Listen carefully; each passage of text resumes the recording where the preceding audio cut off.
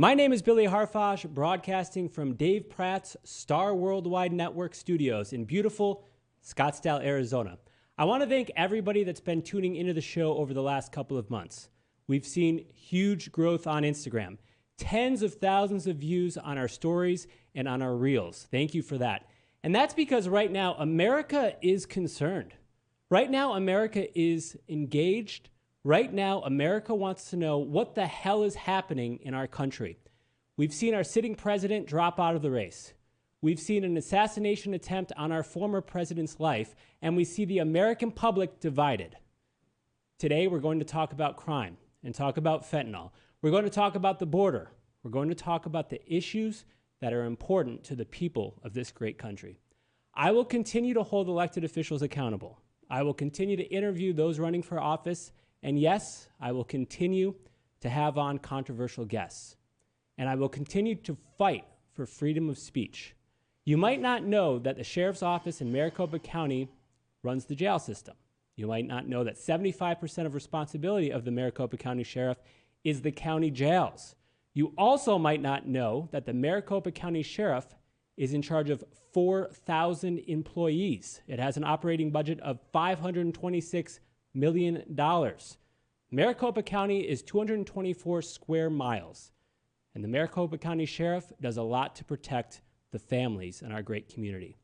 I'd like to welcome a man on the show today that has served 40 years in the sheriff's office, 17 years in a patrol car, 33 years as a supervisor, and retired as chief deputy. He is running to be the next Maricopa County Sheriff. Let's find out if he's up for this vital role. How are you, Jerry Sheridan? Great, Billy. Great. I have to make one correction on your intro. Please do. Maricopa County is 9,224 square miles with 4.6 million people. Okay, so 4.6 million people. That is voting-wise, one of the biggest, if not the biggest county in the country. Correct. And obviously, we've got a lot going on here as far as business, as far as development, a lot of positives, but we've also seen some negatives over the last couple of years, and that's regarding crime, it's regarding the fentanyl crisis, it's regarding immigration. So I want to start right there. Okay. Maricopa County, obviously, is not a border county. However, we are a border state. It's been told by the powers that be on this program that Maricopa County is more or less the ground zero in all of America for fentanyl. In other words, it comes all over the border, it comes to Maricopa County, it gets processed, there's gangs and stuff, and then it gets distributed and dispersed throughout our nation. So what would you do to fight this? Even though you're not going to be a border sheriff, in a sense, you're on the front lines. Well, I think we really are on the front lines, even though I consider our southern border to be I-8 down by Gila Bend and the Vico Valley. 80% of fentanyl that comes in the United States comes in through Arizona. The largest drug point where the drugs come into our state is about 60 miles. We're 60 miles from the Mexican border. So you go to the Mexican border, you go to the National Forest, and then you go through Tohono O'odham Indian Reservation, and you're right there on I-8. And it's a straight shot, about 45 to 50 miles in dirt road, no mountains. And so in 2010, I put deputies out in that desert, and they took over, and they got on top of the mountains with spotting scopes, and we got tracking equipment from the military, and we made a big dent on the amount of fentanyl and other drugs that come into this county. You know, today, about 6 people a day die of a drug overdose here in Maricopa County. 4 of those are attributed to fentanyl. And so it's incumbent upon the sheriff to do something about that. And what I will do is put those deputies back out in the desert to not stop, because you can't stop it completely. I would like to, but I live in the real world, and slow down, disrupt, dismantle the drug cartels like we did for the 6 years before I retired. So, Jerry Sheridan, I live in the real world as well, and you're running for Maricopa County Sheriff as a Republican. We have a mayor in Phoenix, friend of the show, Kate Gallego, Democrat. We have a governor, Katie Hobbs, Democrat. So in your role, if elected, you're going to be running this county as a Republican. Is that a problem to interface with the mayor, to interface with the governor when we're talking about this immigration fentanyl border issue? Well, I can tell you it won't be a problem with me. If it's a problem with them, I don't know what to tell you. But like we talked before we came on air, people don't really understand a lot of what the sheriff does here. The sheriff's elected by the people. The sheriff is the only across the country, and there's 3,300 sheriffs across the country. They're elected by the people, and their only report to the people. For example, I don't report to the governor as the sheriff. I don't report to the mayor. I don't report to the President of the United States. I only report to the 4.6 million people that live in this county. And so that is a unique thing about being a sheriff, right? And it's not a bureaucrat like a police chief is, I consider, an appointed law enforcement officer, official, bureaucrat that reports to the bureaucrat city manager who reports to the city council. And so the sheriff doesn't have that noise in between of what the sheriff needs to do and what the sheriff can do, as long as he is keeping people safe and protecting their constitutional rights. That's interesting. I just learned something there. So I didn't realize that. You really report to us. You report to the people. Absolutely. That's good to hear. I wish more politicians thought that way, and I wish it worked that way, because sometimes that hierarchy, that structure, that's when things kind of go awry in our political system. So a lot of us, including this show, admittedly, we talk about the presidential election. We interview congressional candidates. We interview Senate candidates, right?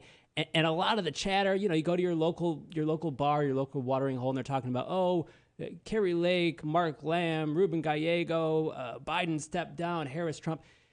But not a lot of people, normal everyday voters like myself, are talking about Maricopa County Sheriff. However, in researching for our conversation today, I realized this is consequential. This is extremely important who the sheriff is. Why do you think that some people don't necessarily get as engaged with, let's call it, down ballot type elections? And what do you want the people of Arizona to know about yourself?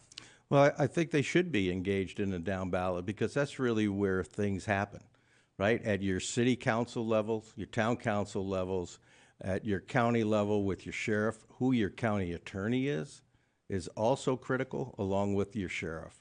And of course, the county recorder right now is under the gun. There's a lot of criticism about the current county recorder and what's going to happen on Tuesday with the primary elections coming up on July 30th.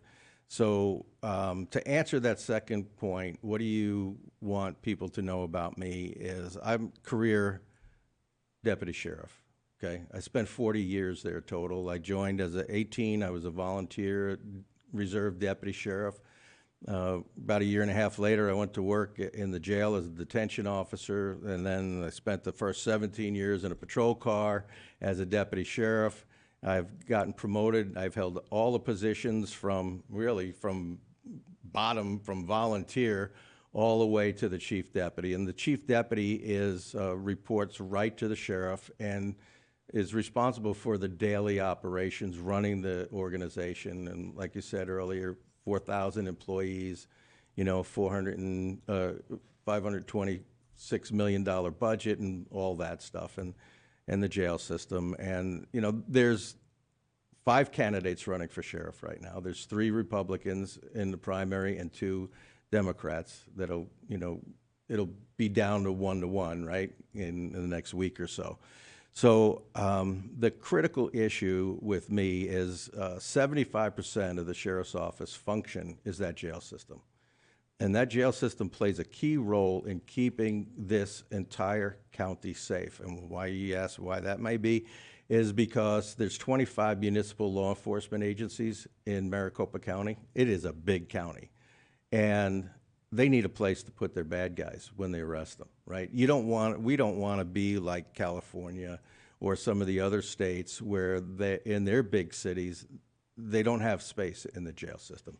They can only arrest the ultra-violent criminals, and the criminals that cause issues in our communities where people don't feel safe. They don't get arrested in other counties. We don't want that to happen here. So that's why you need a sheriff who knows how to run that jail system. And to get to that point, I ran that jail system for 12 years as an executive chief. I helped design and oversaw the construction of the 4th Avenue jail, probably the most secure county jail in the nation.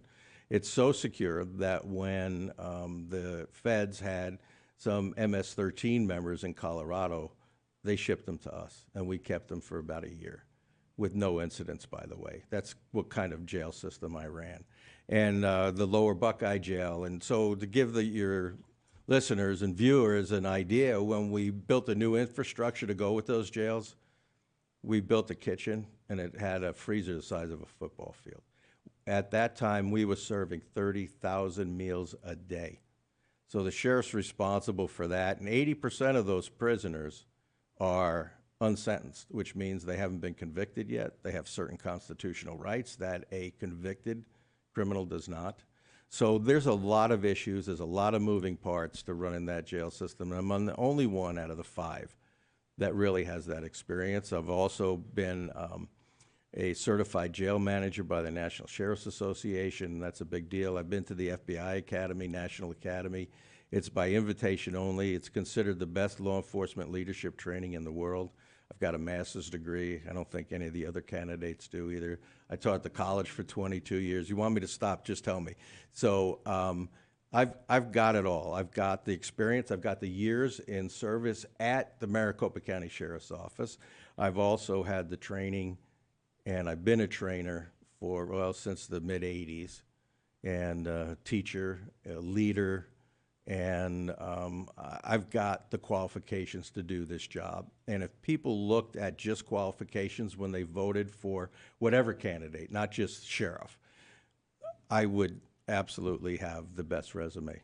I wanted to get you a couple things. You mentioned the jails, and you mentioned some cities in California. So let's just open up our umbrella a little bit here and talk about progressive cities. A lot of us, you know, we open up the news and we watch on television or Twitter or Instagram, and we see like these smash and grab things, right? Or we see all this stuff of people like peeing on the streets of San Francisco and worse. And we see a lot of crimes, and then there's this idea, and the storyline is, oh, there's no bail, or police aren't even arresting these people. So when you see other progressive cities, San Francisco, Seattle, Portland, et cetera, et cetera, et cetera, do you think about Phoenix? Do you worry about Phoenix? And we're not to that point yet, but I guess what would you do? Again, sort of interfacing with our politicians here in the state to make sure that Phoenix doesn't become San Francisco. Right. Well, of course I worry about that. I live here. My family lives here. I've got at least 50 family members that live here in Maricopa County. I've got grandchildren. When you have grandkids, you start really worrying about these things, right?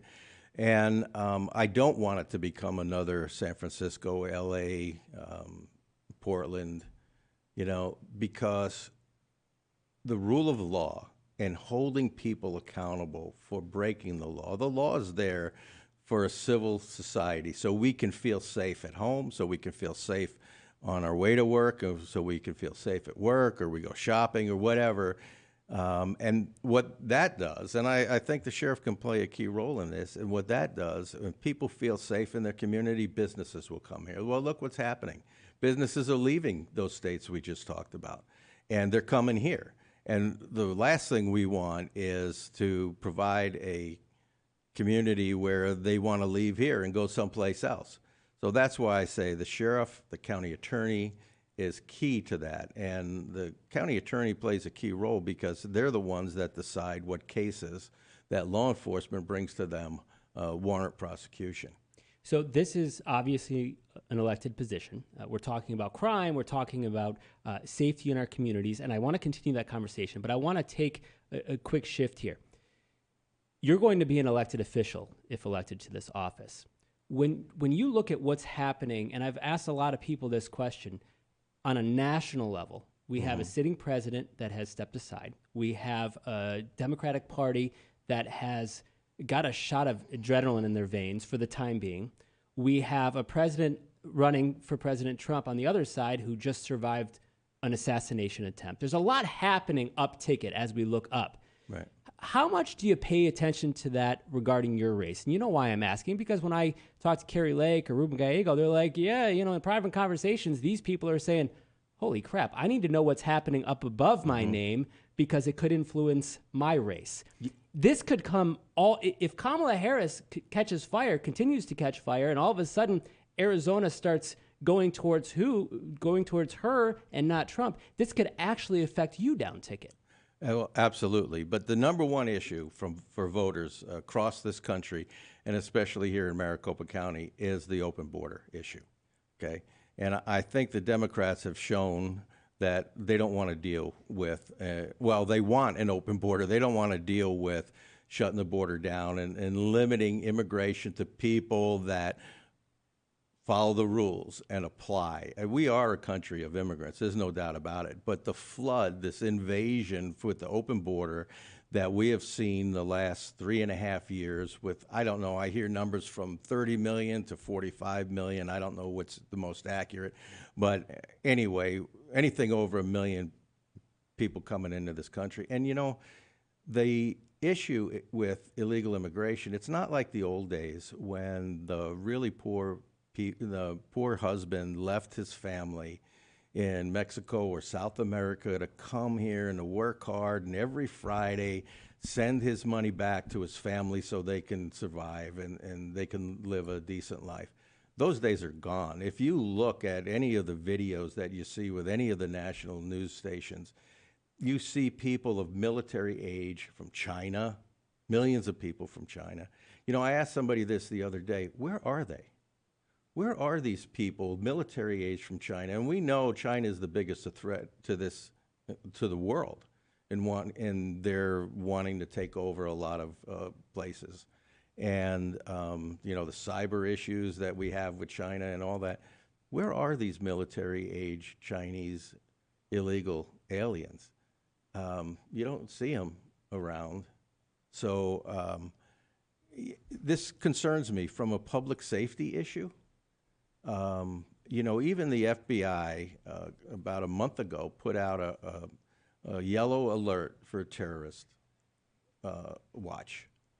I talked to a police officer that works on a police department on the west side, and they told me that just last week stopped somebody that had a terrorist watch on when they were run on the computer system. And what scared me about that, because that happened occasionally, back in the day, but now what the officers are telling me, it is more frequent than not. And so they're out there, they're going around, and these are the ones that the federal government already knows about. What about all the millions and millions and millions of gotaways? And let's face it, if you're going to send some terrorists into this country, you're not going to have them go and get caught by the Border Patrol. They're going to be smart enough to get and be in that group of gotaways.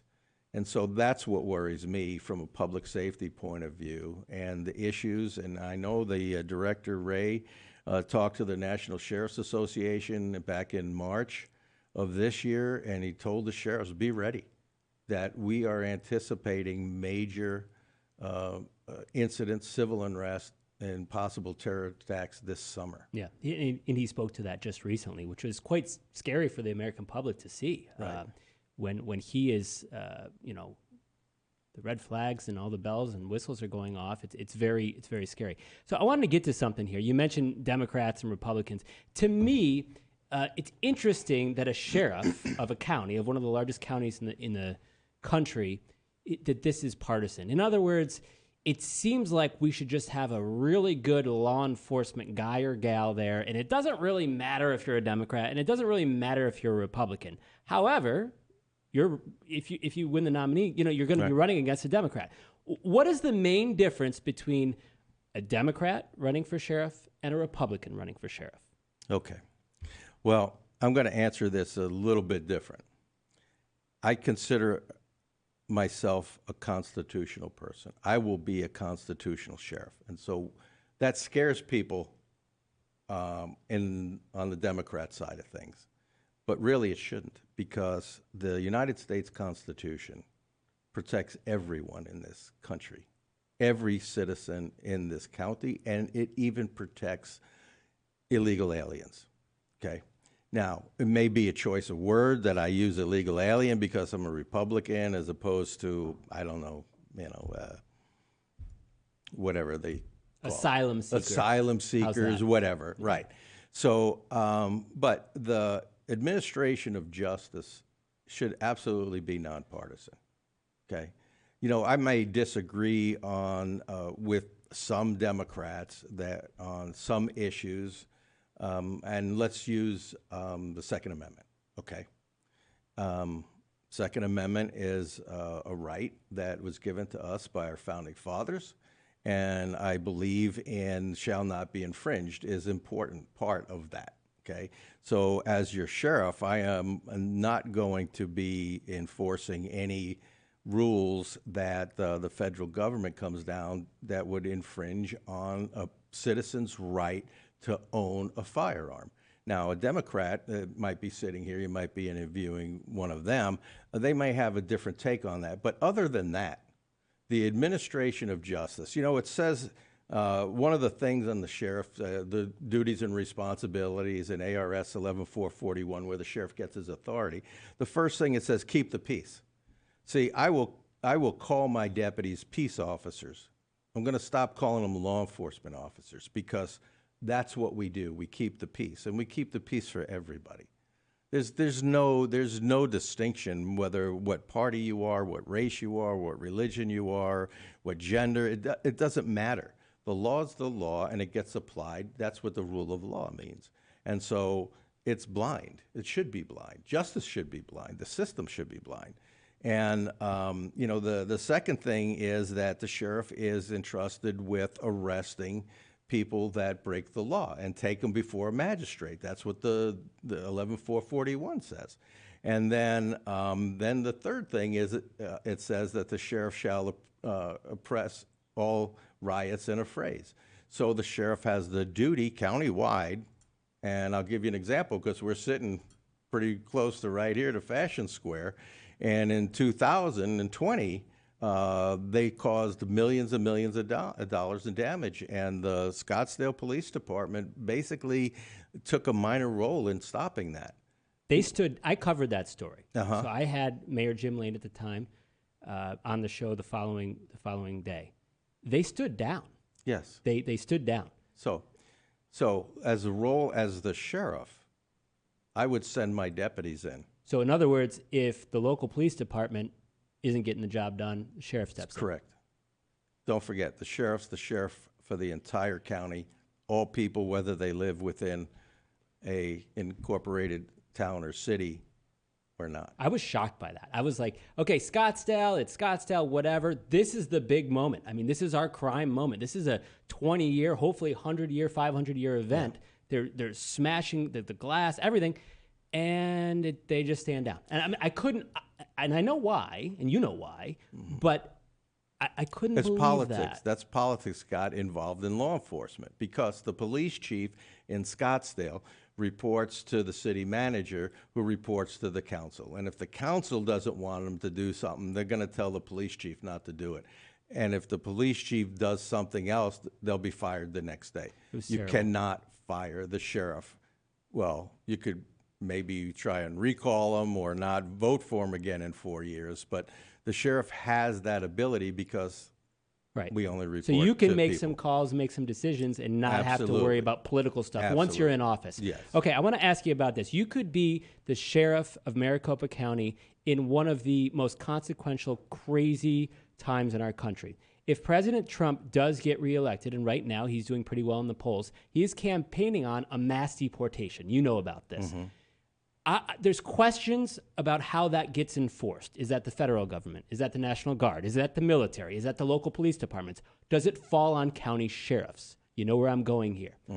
When you hear President Trump in that rhetoric at his rallies, and we just covered one a couple months ago here in Phoenix, and you hear him talk about a, quote, mass deportation, do you kind of say, does your heart skip a beat and say, whether you agree with it or not, like, oh my goodness, I could be in charge of that for one of the biggest counties in America? Yeah. So I have a little bit of experience in this area, okay? Maybe a lot.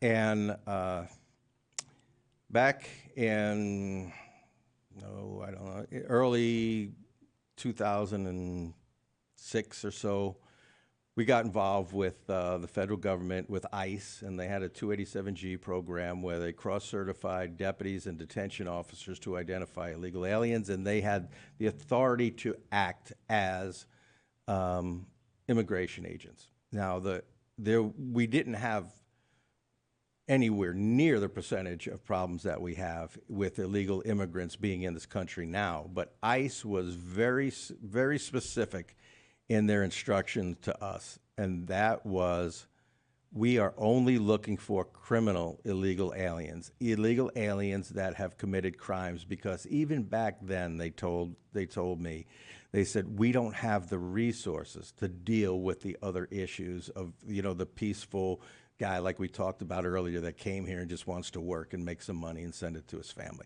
He said, we don't have the ability to deal with the numbers and the volumes of those people.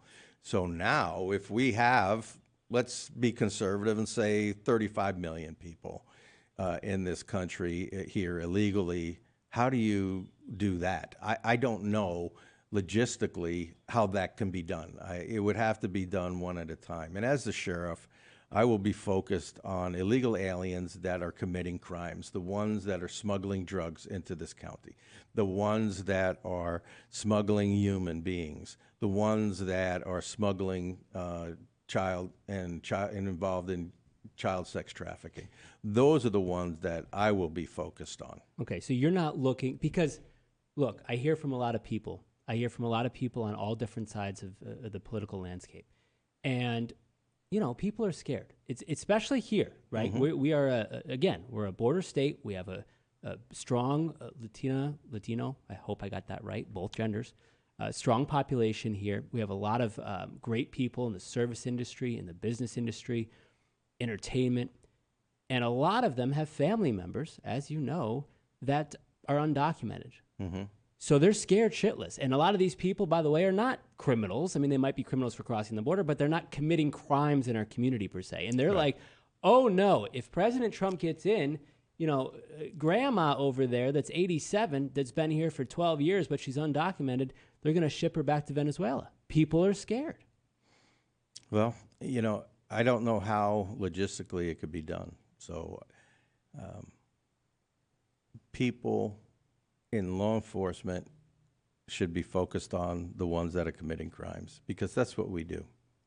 Now, from a constitutional perspective, when you first asked this question, the first thing that popped into my mind is that from a constitutional perspective, the states have every right to deal with the illegal immigration issue. Well, we're sitting with it, right? The governor is. So, I mean, I don't think we're going to not with this. Not with this governor. We're not with this governor right now. Well, look what Texas is doing. Texas took the feds to court, and they won. And so, the states absolutely in the Constitution. There's nowhere in the United States Constitution that talks about illegal immigration. They talk about it in the states, and the states allowed to protect their border. And the thing that the Constitution does say, it sets up what a person should go through to immigrate to this country, right? And that's what should be focused on. Well, thank you, Mr. Sheridan, for speaking on that, because I think that it's a real concern in our community. And I think it's a fair, valid question, because we could very well have a president, like him or not, that, makes a national address on day one and says, I'm going to be calling on all county sheriff, state officials for a mass deportation. And you very well could be the guy that gets that little phone call, mm-hmm. in your pocket there. So mm-hmm. I think it's a fair question, and thank you for answering. Well, I'll also tell you there's a practical issue too. The sheriff's office currently has about 1,500 vacancies, and they're barely surviving to do their basic functions. And the jails are on the verge of a collapse. I talked to an officer a couple of weeks ago, and he told me, he said, we're one inmate fight from anarchy in this jail system. That's how short-staffed they are. They're supposed to have 2,200 officers. They have a little over 1,000. And so they're on mandatory overtime, 6 days a week. It's bad. And people don't know this. And the other thing about it is they've averaged, this administration since January of 2017, 49 deaths, in custody deaths a year in that jail system. So as a comparison, when I was running the jails, we had about 7 a year. And I thought that was 7 too many, because it's the sheriff's job, again, care, custody, and control of those inmates to keep them safe, just like it is to keep the citizens out in his county safe. So we've got a crisis in the jail. The patrols is, the patrol deputies, sheriff's office is responsible as a primary law enforcement response to about 500,000 people that live in the unincorporated areas of the county, and 5 towns that don't have their own police department, but they contract with us to be their police department. And so we have that responsibility, and they're so short-staffed, 50% staffing. So you don't have to say it, I will. It sounds like that this is more or less, all politicians on all sides, a political talking point, and actually that a lot of these counties and departments don't even have the manpower to carry out something like that. A couple other things I want to get to before I let you go today, and I'm speaking to Jerry Sheridan. He's running for Maricopa County Sheriff. Thanks to everyone on Instagram and everyone watching. So this is an interesting one, and I was speaking to someone. I said, I'm having Jerry on the show. What would you ask? And they said, what is this? What is a posse? What is a sheriff's posse? I read an article in the Arizona Republic, and Jerry Sheridan's talking about bringing a posse back or something. So what does that mean? Well, it's not like the old Westerns where the sheriff goes into the saloon and says, hey, we've got this guy, he just robbed the bank, I need a posse, and all these guys, okay, and they jump on their horse. That's what I was hoping for. And well, I have horses myself, so I can jump on my horse. So they jump out and they run down, and you see them go around the corner in a cloud of dust. And well, that's what people, especially if you're back east, that's what they think when we talk posse. But what the posse really is, citizens serving their fellow citizens in a law enforcement function. Citizens. So citizens, okay? Even you can join. Even me. Even you. With the hair and the black nail polish. You'll have me as a posse member? I don't know about the hair, but we'll have to talk about that. Okay, we'll talk off camera about that. But nail polish, I don't care about that. So anyone can join this. So anyone, and what we do with the posse, they're very well trained, probably the most dedicated volunteers on the planet. So when I left, we had about 1,600 posse members, and this current administration got rid of them. There's less than 35 now. So if you're a little older and you don't want to ride in the car with a deputy sheriff as a second person, that's okay. You can come help file paperwork at the substations, take cars to go get the oil changed or whatever. So it's just volunteers. Now, you can get as serious as going through the same firearms training, use of force training, all those issues as a deputy sheriff, and carry a firearm and wear the same uniform as a deputy sheriff out in the field. No kidding. And you have to buy all your own equipment. The only thing we'll supply you is with enough rounds to fill the magazines. So you're looking for, if elected, you would be looking to absolutely, staff. And it is the best way for somebody to serve their community. And there's a lot of posse members that were expertise in certain areas that the county can't afford to pay for. For example, some people had fixed-wing aircraft. Some had helicopters. Some had diver training for deep dives to go recover the bodies. Some of these lakes here are 400 or 500 feet deep. And, you get a boat accident and somebody goes down that deep, they're not coming up. So we didn't have the deputies. They do basic search and rescue dives, but they don't have the equipment, which these volunteers, it's like me, for example. I'm a photographer, okay? And I shoot large format photography, black and white. I go all over the Southwest United States, and I have some of the best equipment, German glass, handmade camera, a large format 8x10 camera that professionals don't have the money to buy because they're starving artists. I'm not. I was the chief deputy. I could afford those things. But as a hobbyist, for example, that's what I got into. And that's the same thing with these guys and some of the equipment that they have. The radio, the guys that do that have ham radios were in the posse. We had a ham radio posse. We had a posse for gay and transgender people. You know, there were all kinds of posses. He looked at my. He looked at the fingernail stuff when he said gay and transgender. That's okay. I won't. I don't take offense. This show is very inclusive. That's okay. I'm just saying there's a posse, like the fire department. There was a posse for everybody, and they're well-trained, dedicated people that want to help their fellow citizens, and it is a force multiplier. Yeah. And when we're so short, especially in patrol, we're so short.